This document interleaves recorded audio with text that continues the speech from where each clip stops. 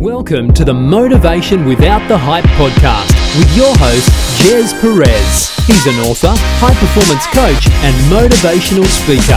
This show brings you inspiring messages and interviews to unleash your greatness in life and in business. So let's get started.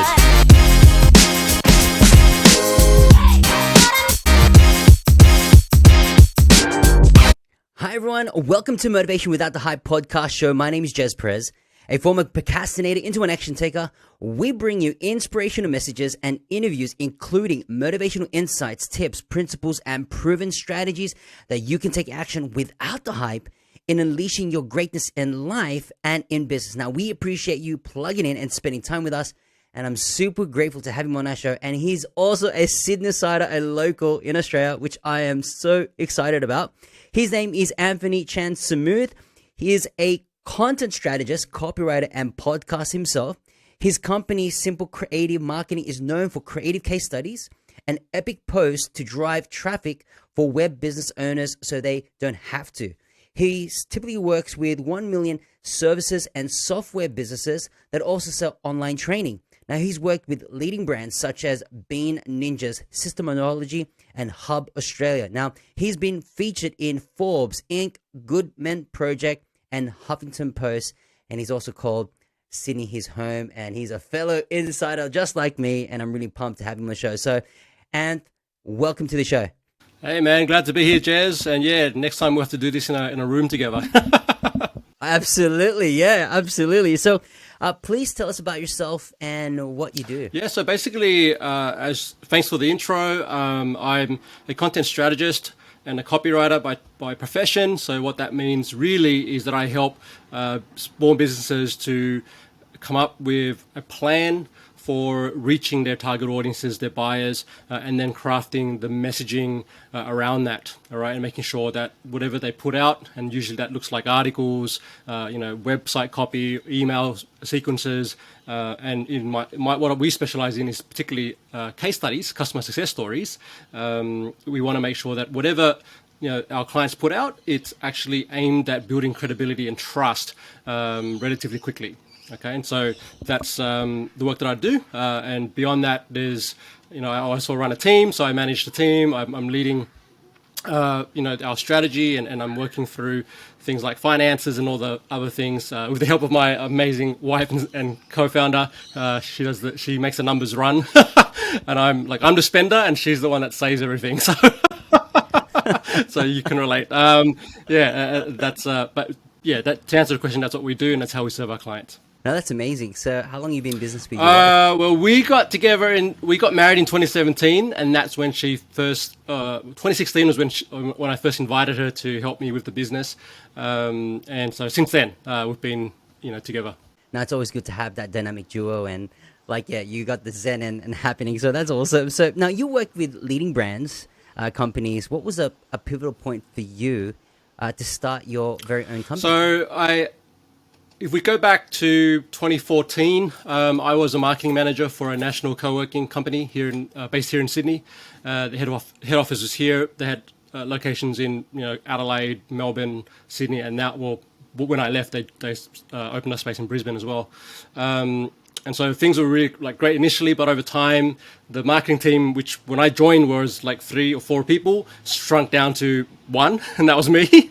And so I was wearing multiple hats, and I got burnt out.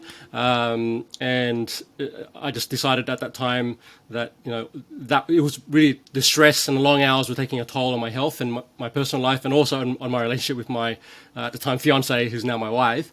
And so I made the decision with Cindy's help to actually leave the company. And then within a month, I had decided to pursue my own, hustle, and that. I launched that with a 7-day. It was part of a 7-day startup challenge. I put together a landing page. I put it into a Facebook group that I was in, and within 3 days, I had 3 clients, and then took off from there. Through that, you've also got experience in terms of marketing, but you also specialize in content strategy. Why have you chosen that pathway for copywriting as well that helps other businesses get effective into that? As I mentioned, when I launched the business, what I launched was article writing service, right? Because I knew, having worked at the co-working space and supporting a lot of small businesses, they were a lot of them. When I spoke to founders and I spoke to some of the marketing people, they really struggled with, like, marketing is a constant challenge, right? And so what I realized was, it's two things. One was, okay, I could write the content for them. So I've got, and that's what the initial service was. After a year of doing that, a lot of the clients that I was supporting, they were saying things to me like, hey, this is great. Like, we've got all these articles and we're putting them on our sites, but we're not really getting sales, right? And so, what can we do about that? And I would say to them, well, what's your marketing strategy? Well, what's your content strategy? And crickets. There's no, they don't have a real answer. Well, we don't have one. Is a typical answer. And so then I would say, okay, well, that's the first problem, right? So why are you investing in content when you don't actually have a direction for that content? And so then I started running consultations, and I would do these 2-hour, 3-hour workshops with a whiteboard and marker and the client in the room, and we would go through and work out, okay, well, what's the mission of your company? What are you trying to achieve? Who are you trying to reach? Who have you got that can produce content or marketing assets in your team? Is it just you? Do you have someone else? Are you contracting? Whatever it is. And then once we understood all those things, then we could work out, okay, well, let's put together an action plan or a strategy that connects your business objectives to the things the activities that you're doing to actually promote the business, right? And so that's why I think it was really super important to formulate strategy before we got into the production of the content. But usually what happens is people hire me for the content first, and then we work out, actually, we need to do it the other way. And I've actually flipped that since that time. Now, when people come to me, I basically say, do you have a strategy first? Because if you don't have that, we better get together and plan that out first before we go on to producing articles and content. Now, you mentioned about articles and content. How important is to have case studies? And I know that that's one of your services that you provide. But not many businesses are really great at case studies. But for your take, how important is case studies, and why is it critical for any business, particularly with content? So one of the things that I learned throughout this journey, in the first few years as well of running this business and having been in business for over a decade now, is that the most common marketing and sales challenges are in reality issues with establishing credibility in the eyes of the buyers, right? So the most effective way to succeed with marketing is to really concentrate on creating content that establishes trust. And that's why I'm so big on generating case studies for our B2B clients. Our clients have discovered that there's nothing really like a solid case study to, combined with authoritative information, some technical know-how, and to really convert a potential client from interested and inspired to a paying customer, right? And so what we found is the other important piece of case study, or what I'm calling case study marketing, is that it's utilized not only to attract potential clients. We can use it also at the point of sale to convert the client, right? So it actually, if you speak to anyone that's in sales, and they have sales conversations day in, day out, when they get to the point where they're having the sales conversation with the prospect, usually what they'll do is they'll flick a case study over before the meeting, and also after the meeting, right? Because what happens is the client will, if they're doing a great job as a salesperson, they would ask all these questions to understand, hey, what's going on with you? What are your challenges? What's your business like? All these sort of things, and they will uncover, some really good information that, in most times they can actually refer back to other clients that they've supported already. And they've got these solid, they've already written down these case studies, and they can send it over to the prospective client and say, hey, your story and what you're going through is exactly like this client over here.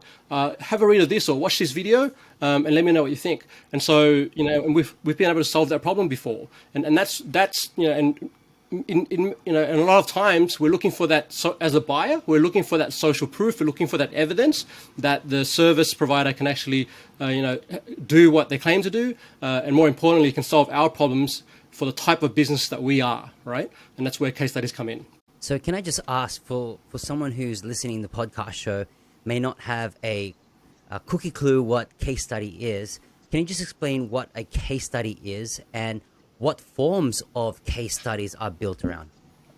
Great question. And yeah, if you're not familiar with what a case study is, it's really a piece of content that tells a story about a customer or a client experience. Okay, and so as a service provider or someone that sells a product or a service, the best story that you can tell is actually the story of someone who's used your service or your product. Right, and so a case study is really the process of documenting I guess what we call the buyer's journey or the client journey from the time that they are investigating or researching, for a solution that you provide to the time that to them then coming on board as a client, what kind of challenges that they were presenting when they signed up with you, all the way through to, okay, what did you do to help them achieve the transformation that they were looking for? All right, and so that's essentially what a case study is, or we also refer to it as a customer success story. And you had a second question there, Jez, around format. And typically what we produce is long form text, which looks like an article that sits on a website, which can also be utilized in an email, in an email that's sent through an email system, or a brochure. It could be, a PDF document. And also another format that we create and use a lot is video, where we're actually presenting the story in a video format, right? We've got the camera on the client's face and they're answering questions, and we use that to share the story. Another usage of it is podcast, right? So something that we've also had our clients do is to invite their clients onto their podcast, to share the story of about what they do, who they serve, maybe share a tip, maybe teach a lesson, and also embedded within that is how did we help you to do what you do, right? And that's another way to utilize case studies. That's awesome. It's not just one form, but multiple forms, which is fantastic because you're not limited to just one area. You kind of have a digital footprint on each and area, which is fantastic. Now, you're an expert in building frameworks about compelling content. Can you just share, just at a high level, there are about 7 steps of a framework for compelling content. Are you able to just share just concepts about it, that those who don't know how to create a compelling content? Now, so I've developed what I call the 7 Ps framework for crafting a compelling case study. Let me just walk through the 7 Ps. We start off with the first P is a punchy headline. And the goal there is to really have a headline that grabs the prospective reader's attention. And something that makes a headline really powerful is if you have a metric driven result in that headline, right? To give an example, if you were an accountant or a bookkeeper and you provided accounting services to business owners that were time poor, right? So what you could have in a headline could be something like I say Jez, was able to, outsource his bookkeeping, and then is only doing accounting for 10 minutes a month, right? Something like that, which every business owner like myself who hates accounting, that's what we want.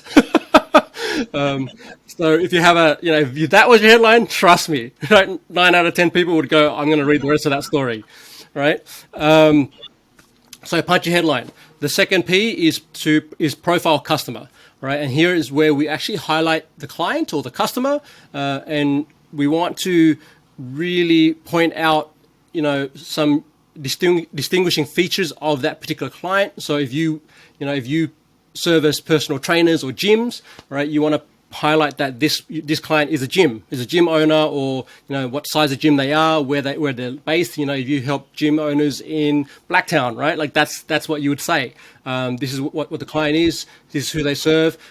You might have their logo, you might have their photos, right? But the reason why I say that is because when you're crafting a case study, you want to make sure that it speaks to your avatar or the buyer persona that you're trying to reach.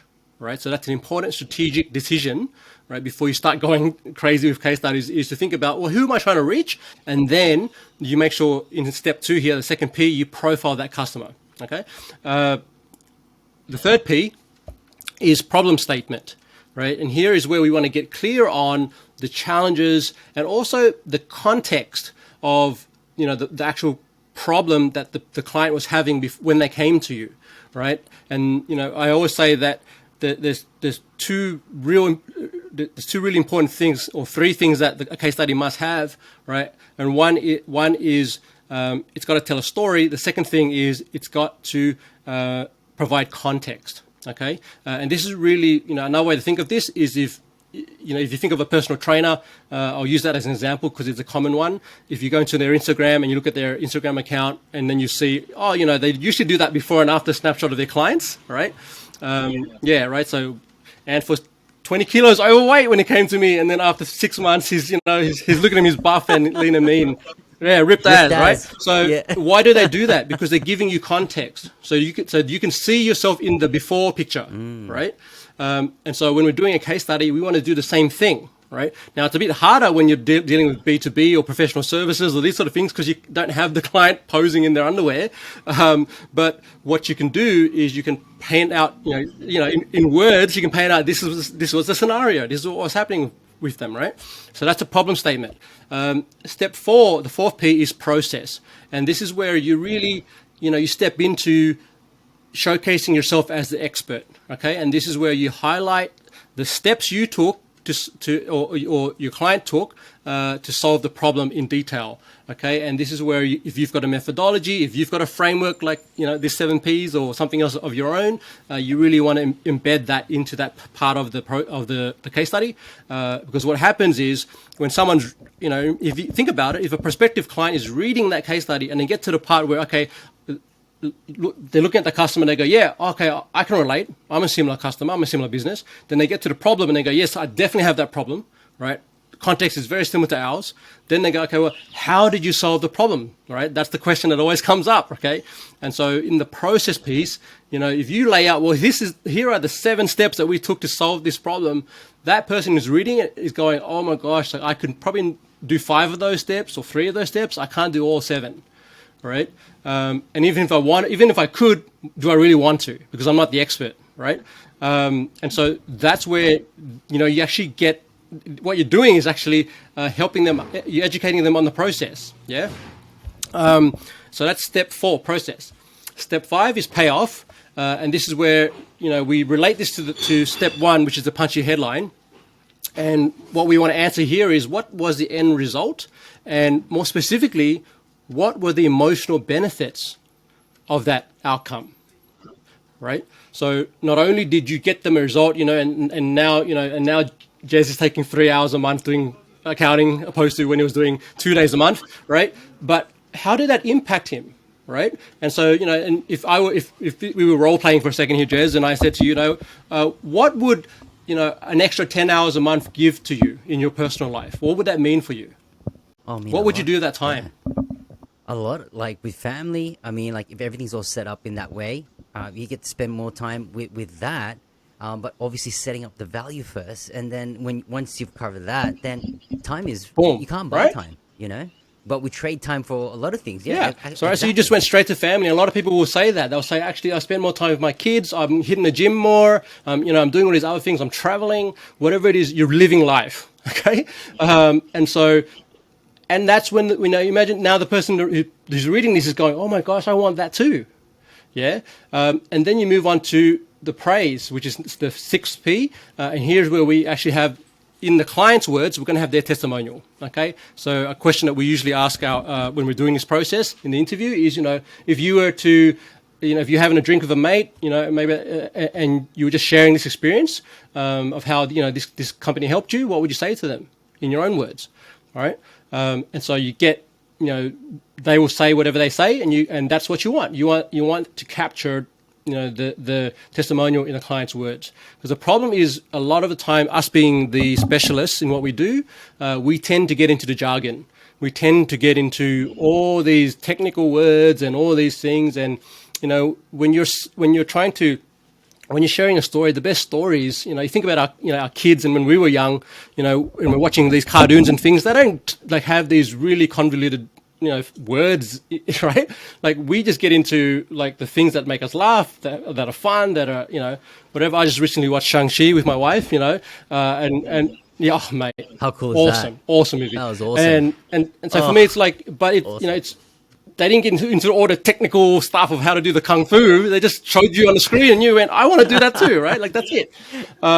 Yeah. So client testimonial is the 6P is praise, and then the 7P is to propose their next step, the next step. Okay, and so you want to think about here in marketing speak, we call it the call to action.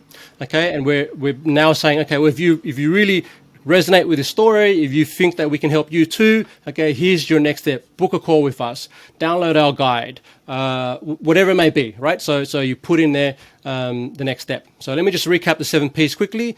1, punchy headline. 2, profile customer. 3, problem statement. 4, process. 5, payoff. 6, praise. And 7, propose the next step. That's the 7P framework. Come on, man, drop the mic right now. That's amazing.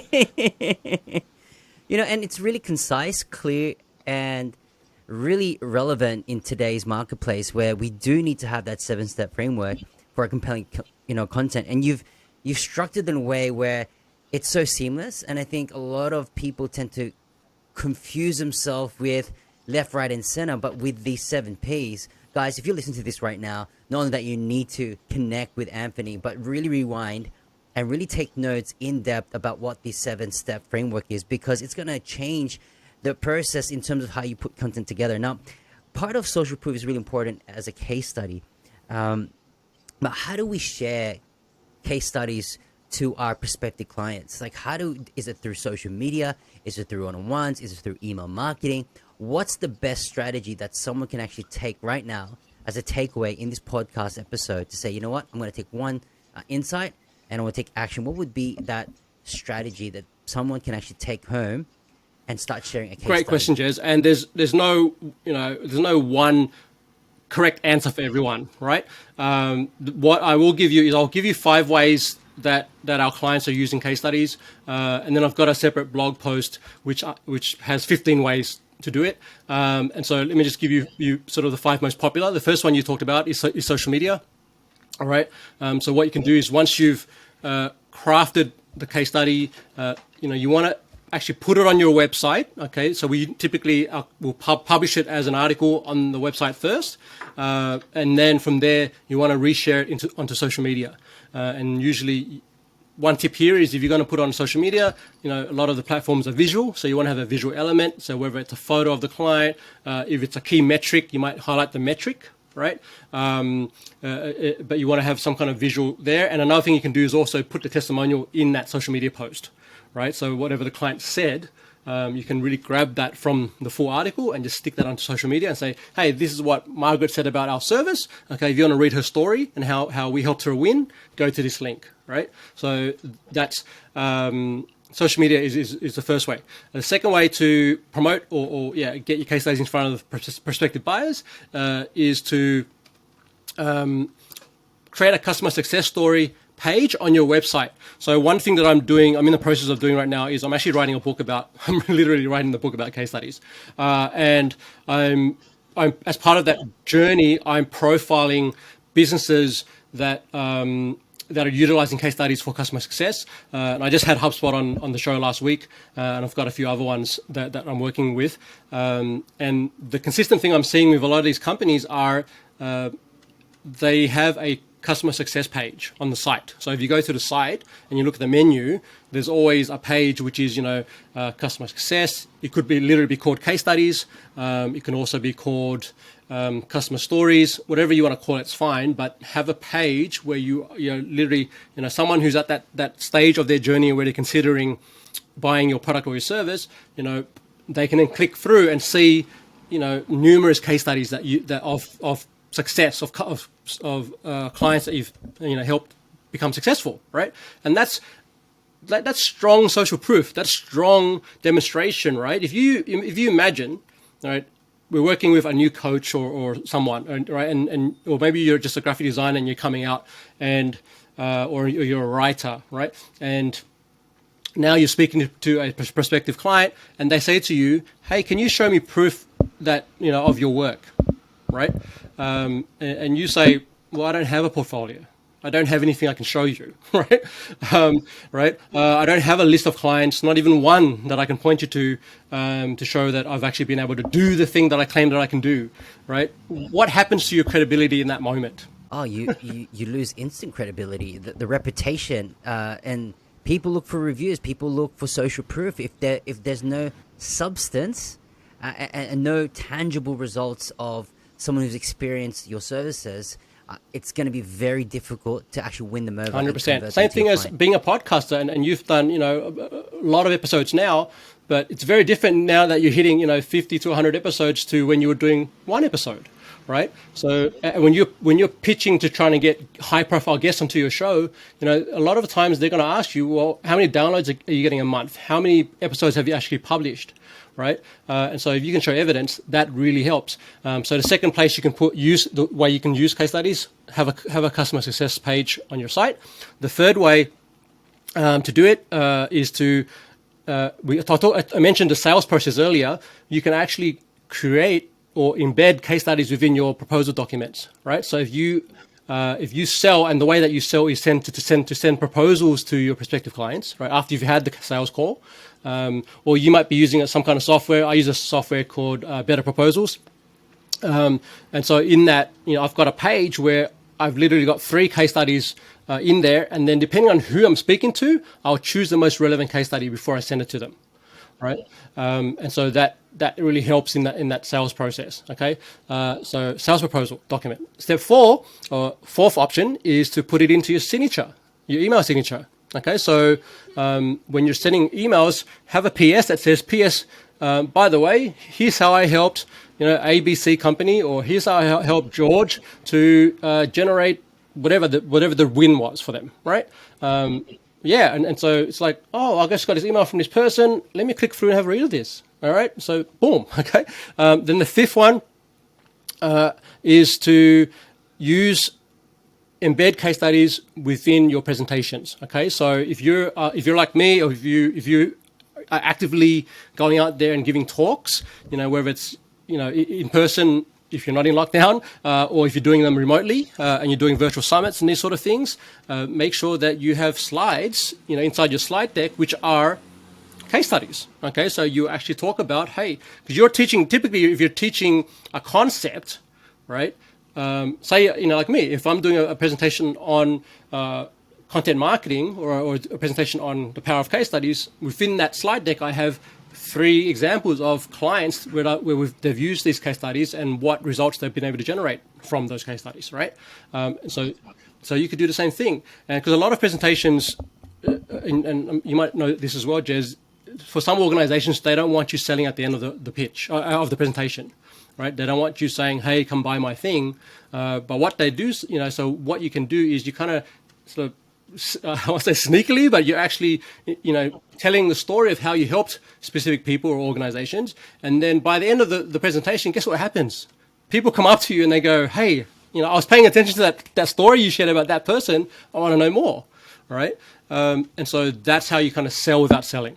Right? So there's 5 ways, that's and like awesome. I said, I'll share a resource later where you can find out the other 10 ways that you can use to promote case studies.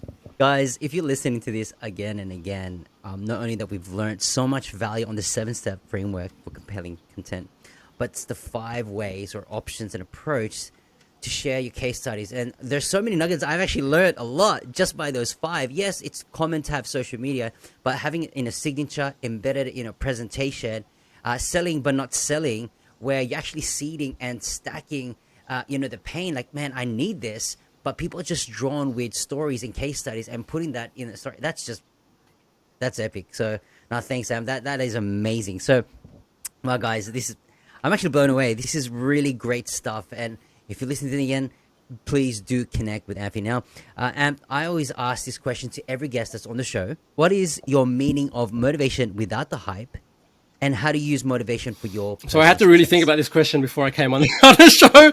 And this, what it comes down to for me is motivation without hype really means understanding what truly drives you.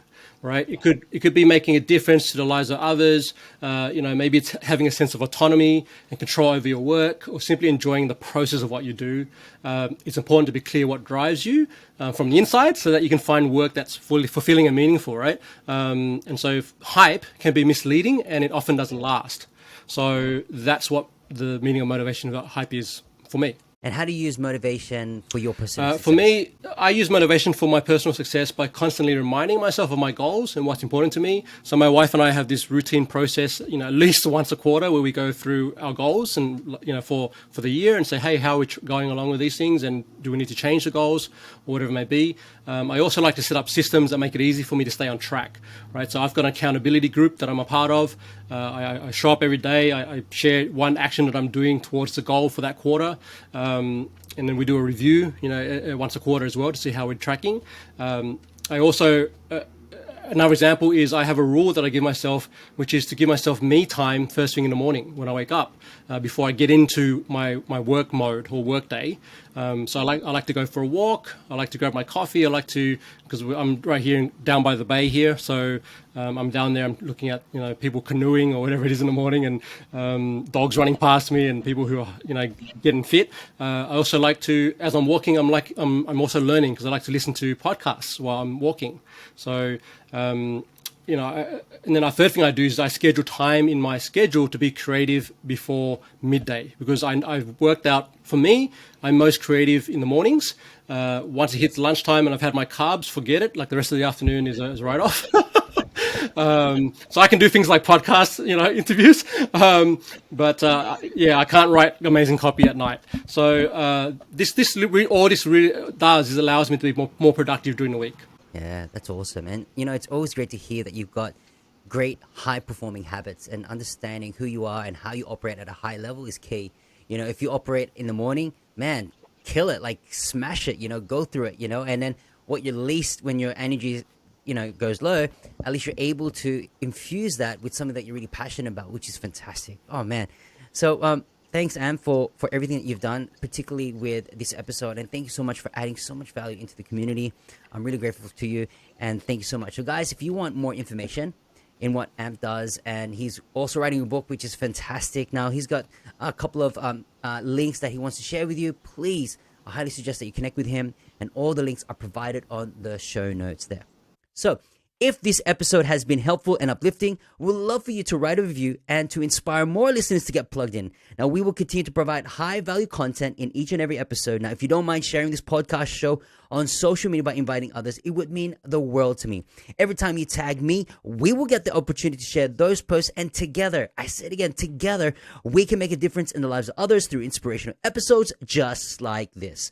So there you have it. In closing, continue to unleash your greatness and tell yourself that I can, I will, and I must, and we'll see you on the next episode.